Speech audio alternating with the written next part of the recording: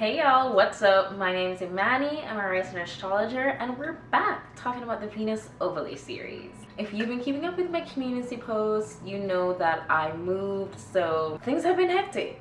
But as long as I'm around, we're gonna continue talking about synastry on this channel. Okay, don't fear, because we're about to finish the Venus overlay series, and today we're talking about Venus in the 7th house. I've been having so much fun interacting with y'all in the comments, and almost 300 subscribers, like what? Thank you so much for being here. Let's just keep the good vibes rolling, okay? Period. So Venus in the 7th house, let's get straight into it. If you watch the moon in the 7th house or the Mars in the 7th house, you know the 7th house is about your one-on-one relationships. It's about your partnerships, usually your romantic relationships, right? With Venus, the planet of love and romance in this house, it's meant to be. It's a perfect match. I feel like out of Venus, Moon, and the Mars, I feel like Mars in the 7th is the most romantic out of the three. And Moon and Venus, it's a tie, right? But I'm gonna say Venus because just more passion, you know? The moon is very subtle, very calm, very lovey. And Venus, you know, Venus is bringing that action. It's that seduction. With this overlay, I found that often the two people involved, the Venus person and the house person, they're like two sides of the same coin. They're almost like the same person, but their upbringing or how they got to be that person is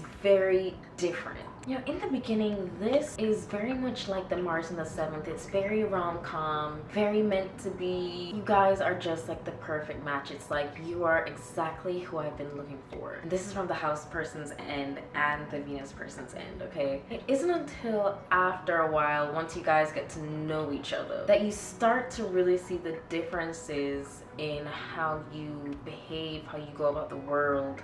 Those things start to come up. And it's kind of strange because it's like, how could you be almost identical to me yet have a completely different backstory? So sometimes it can be even a situation like if you guys met at school, say you went to private school, it might be like, okay, you guys are both attending the same school, however maybe on one side that family had to work really hard, put in extra effort to ensure that you got to go to that school, and for the other person it was more of like a legacy thing, or you know, maybe they just have a little bit more money, but at the end of the day you both can say you graduated from the same place, you know? The biggest worry with this one is that you guys won't be able to understand where each other came from.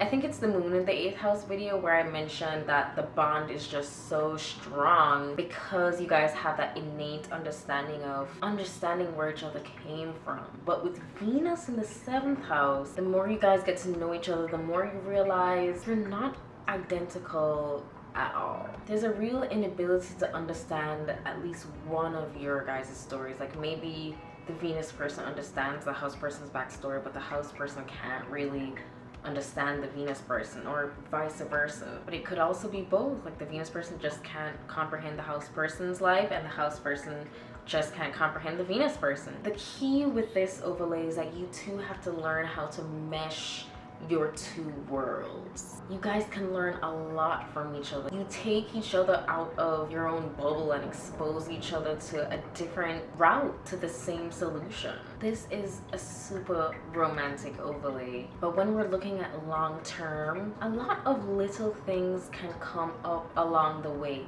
Don't push them under the rug just to keep the dream and the fantasy of your relationship going. The relationship will only get stronger once you guys can overcome these hurdles, these challenges that pop up as you're getting to know each other. But yeah, for the most part, you guys are saying I love you right off the bat.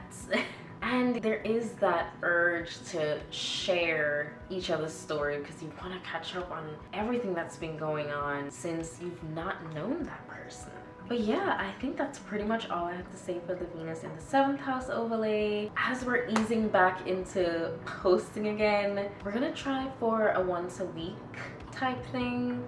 We'll see how that goes. And then after the Venus overlays, I want to say that I want to do sun overlays next.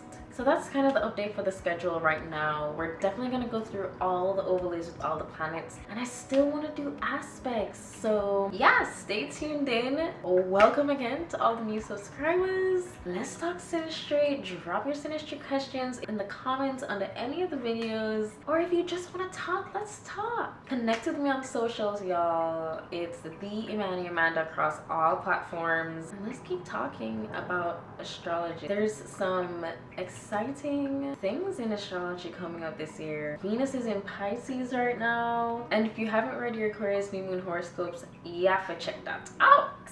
But yeah, beautifuls, I'll see you at the next one.